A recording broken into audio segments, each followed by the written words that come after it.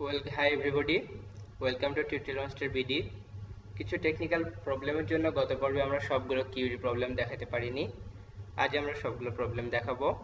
তো গত পর্বে আমরা একটা প্রবলেম দেখিয়েছিলাম, আজ আমরা দেখাবো প্রবলেম নাম্বার 2। প্রবলেমটা হচ্ছে find all employees in this database who do not work for FBC। অর্থাৎ যেসব কর্মচারী বা কর্মকর্তা বা চাকরিজীবী এফবিসি কোম্পানির জন্য কাজ করে না, আমরা তাদের লিস্ট চাচ্ছি। আফটার অল যেটা বোঝাচ্ছে তাদের নাম চাচ্ছি। হ্যাঁ, এই যে আমার টেবিলের কলামগুলো। এখন আমি দেখতে পাচ্ছি ওয়ার্কস, আমি যদি এমপ্লয়ি টেবিলটা নিয়ে কাজ করতে যাই, এখানে আমি এমপ্লয়ির নাম পাবো, কিন্তু আমি কোম্পানির নাম পাবো না। ওয়ার্কস টেবিলে আমি এমপ্লয়ির নামটা পাবো, কোম্পানির নামও পাবো। কোম্পানি টেবিলে আমি কোম্পানির নাম পাবো, কিন্তু এমপ্লয়ির নাম পাবো না। ম্যানেজ টেবিলে আমি এমপ্লয়ির নাম পাবো, ম্যানেজারের নাম পাবো, কিন্তু কোম্পানির নাম পাবো না। তাহলে আমরা দেখতে পাচ্ছি আমরা যদি ওয়ার্ক টেবিলটা নিয়ে কাজ করি, আমাদের এখানে চাওয়ার দুটো জিনিসই আমরা এখানে পাবো, এমপ্লয়ির নাম এবং কোম্পানির নাম। তাহলে আমরা চলে যাচ্ছি সরাসরি এসকিউএল-এ। হ্যাঁ, আমার গত ভিডিওতে সবগুলো টেবিল ক্রিয়েট করেছিল ডাটা সহ, তো আমি সেগুলো এবার দেখাচ্ছি না, আমি সরাসরি কাজে চলে যাচ্ছি। আমি নিউ কিউয়ারি নিলাম। অবশ্যই আমাদের খেয়াল রাখতে হবে ঠিক এই জায়গাটাতে আসলে আমি যে ডাটাবেজে কাজ করতেছি সেটা এখানে আছে কি না। অধিকাংশ ক্ষেত্রে দেখা যায় এখানে মাস্টার শো করে। মাস্টার শো করলে আসলে এখানে আমরা যত ভালোভাবে কমান্ড লিখি না কেন, কমান্ড যতই ঠিক হোক না কেন, সেটা কখনোই রান করবে না। তো ইএমপি ডাটাবেজের আন্ডারে আমরা এখন কিউরি লিখব। Select employee name from works table where company name equal to FBC। যেহেতু এটা ওয়ার্কস টেবিল, সো আমরা এখানে আগের মতোই as like as ডিফাইন করে দেব works as w, এবং যেহেতু এটা ওয়ার্কস টেবিলের ইনেম অর্থাৎ employee name, so w dot ename. আর যেহেতু কোম্পানি নেমটা আমরা ওয়ার্কস টেবিল থেকে নিচ্ছি, সো w ডট সিনেম। তো দেখে যাক, রান করলে আমাদেরকে এখানে যারা ওয়ার্কস টেবিলে কাজ করে এটা দেখাবে। যদি আমরা এইটি রান করি তাহলে দেখাবে কারা ওয়ার্কস এই এফবিসি কোম্পানির জন্য চাকরি করে, কারা চাকরি করে। এখানে দেখাচ্ছে জন, বেইলি, স্মিথ, রোনালদো। আমরা একটু চেক দিয়ে আসি ওয়ার্কস টেবিলটা। এখানে দেখা যাচ্ছে John FBC, Smith FBC, Ronaldo FBC, Bailey FBC. অর্থাৎ যারা এসকিউএল কোম্পানির জন্য চাকরি করে তাদের লিস্ট আমরা পেয়ে গেছি এই কিউরি থেকে। কিন্তু আমাদের কোশ্চেনে ছিল যারা এফবিসি কোম্পানির জন্য চাকরি করে না, অর্থাৎ নট সাইন।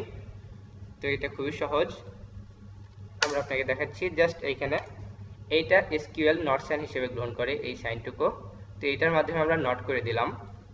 এবার আমরা ডাটাবেসটা রান করি। দেখা যাচ্ছে আমাকে আউটপুট দিয়েছে এমপ্লয়িদের নাম ইনেম, দেখাচ্ছে রবার্ট, সে দেখাচ্ছে রবার্ট, প্যান, ওয়াটসন, পেলে, মেসি। আচ্ছা, আমরা একটু চেক দিয়ে আসি।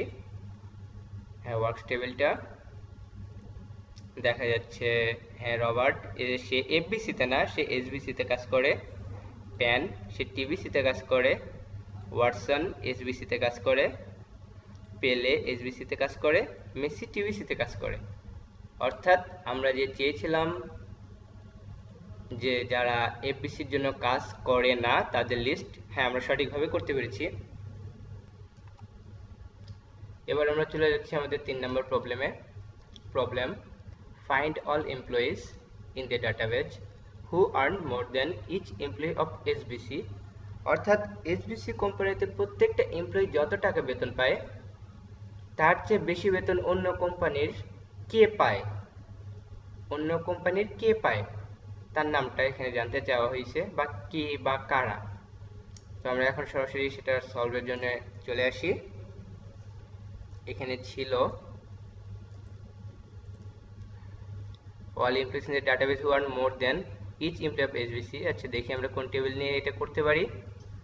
এখানে আমাদের চেয়েছে হচ্ছে স্যালারি, স্যালারিটা লাগবে, কোম্পানি নেমটা লাগবে, এমপ্লয়ি নেমটা লাগবে, তাহলে আমরা ওয়ার্ক টেবিলটা নিয়ে দেখা যাচ্ছে আমরা ওয়ার্ক টেবিলটা নিয়ে কাজ করলে আমরা সবগুলো ডাটাই পাচ্ছি। ওকে, আমরা চলে আসলাম।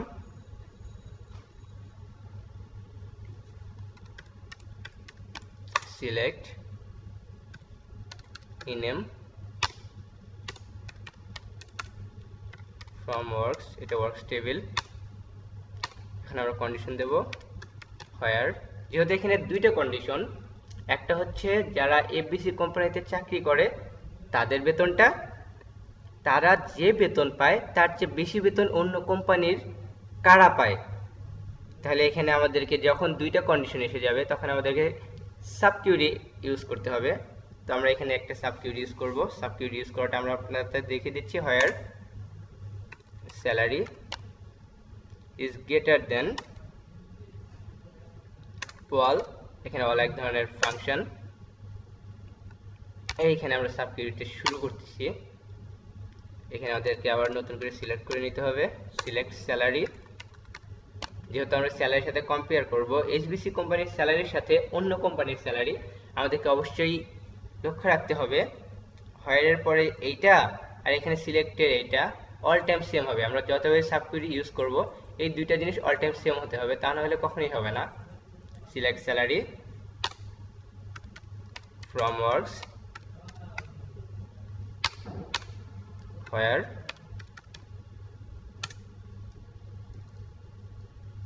cname equal to SBC, ব্র্যাকেটটা ক্লোজ করে দিলাম। যেহেতু আমরা এখানে শুধুমাত্র একটা টেবিল নিয়ে কাজ করেছি, তাই আমরা এখানে ওয়ার্ককে ও WS ডিফাইন করে দেইনি, বা এখানে w.ename দেইনি, এখানে w.salary দেইনি। যদি আমাদের একাধিক টেবিল থাকতো তাহলে সেক্ষেত্রে আমরা অন্য কিছু ডিফাইন করে দিতাম। তো দেখা যাক এক্ষেত্রে আমাদের কি আসে। আমরা একটা এক্সিকিউট দিচ্ছি, দেখাচ্ছে বেইলি। আচ্ছা, আমরা দেখি ওয়ার্কস টেবিলে গিয়ে কি ছিল আমাদের আউটপুটটা মনে রাখা উচিত। বেইলি পেয়েছি আমরা এই নেমটা। ওকে, নো প্রবলেম। দেখা যাচ্ছে এখানে এইচবিসিতে রবার্ট কাজ করে সে 13,000 টাকা পায়, আর এইচবিসিতে ওয়াটসন কাজ করে সে 11,500 পায়, এইচবিসিতে পেলে কাজ করে 12,500 পায়। তাহলে এখানে দেখা যাচ্ছে এইচবিসিতে সবচেয়ে বেশি বেতন পায় রবার্ট, 13,000। এখন আমাদেরকে দেখতে হবে অন্য কোম্পানির কে এই 13,000 টাকার উপরে বেতন পায়। আমরা দেখতে পাচ্ছি 14,000 টাকা একজন বেতন পায়, সে এফবিসি কোম্পানিতে চাকরি করে, নট এইচবিসি, এবং তার নাম বেইলি। আমরা আমাদের আউটপুটটা দেখব। হ্যাঁ, আমাদের আউটপুটটা দেখাচ্ছে বেইলি, তার মানে আমাদের প্রোগ্রামটা সঠিক হয়েছে। আচ্ছা, আমরা যদি এখানে ওর বেতনটাও দেখতে চাইতাম তাহলে কি হতো, আমরা এখানে শুধু স্যালারিটা অ্যাড করে দিতাম। এক্ষেত্রে আমাদের আউটপুট, হ্যাঁ, বেইলি কত টাকা স্যালারি পায় সেটাও দেখাচ্ছে। আমরা যদি দেখতে চাইতাম বেইলি কোন কোম্পানিতে চাকরি করে তাহলে আমরা এখানে দিতাম সিনেম, অর্থাৎ সিলেক্টের ভিতরে আমরা যাই জানতে চাই না কেন সেটা আমাদেরকে অবশ্যই সিলেক্টের ভিতরে দিতে হবে। আমরা এখানে সিনেমটা সিলেক্ট করে দেওয়ার পর আমরা এক্সিকিউট দিচ্ছি। হ্যাঁ, দেখাচ্ছে এখানে বেইলি সে 14,000 টাকা বেতন পায় এবং তার কোম্পানির নাম হচ্ছে এফবিসি। তো এই ছিল এটা নিয়ে। আমরা এবার আমাদের পরবর্তী কিউরিতে চলে যাচ্ছি, প্রবলেম নাম্বার 4। 4 নম্বর প্রবলেমটা একটু ভিন্ন ধরনের। এক্ষেত্রে আমাদেরকে একটা নতুন ডাটাবেস ক্রিয়েট করতে বলা হয়েছে এসএসএস নামে। টেবিলে নাম দেওয়া হয়েছে বয়। এখানে টেবিলের কলামগুলো নেম, এজ, মার্ক, গ্রেড। কোশ্চেনটা হচ্ছে sort names ascending and sort age descending from this database. অর্থাৎ এইখান থেকে আমাকে নামগুলো অ্যাসেন্ডিং অর্থাৎ ছোট থেকে বড় এই অনুযায়ী সাজাতে হবে এবং বয়সটা বড় থেকে ছোট এই আকারে সাজাতে হবে। এখানে বলে রাখা ভালো, এক্ষেত্রে আমাদেরকে একটা জিনিস ইউজ করতে হয়, সেটা হচ্ছে অর্ডার বাই। অর্ডার বাইয়ের মাধ্যমে আমরা শর্টিং করি। যদি আমাদের ছোট থেকে বড় সেক্ষেত্রে আমরা লিখি এএসসি অ্যাসেন্ডিং, আর যদি আমাদের বড় থেকে ছোট কথা বলা হয় তাহলে আমরা বলি ডিইএসসি অর্থাৎ ডিসেন্ডিং। এগুলো শর্ট ফর্ম। তো এখন আমরা কিউরিতে চলে যাচ্ছি। তো আমরা কিউরিতে এখন লিখব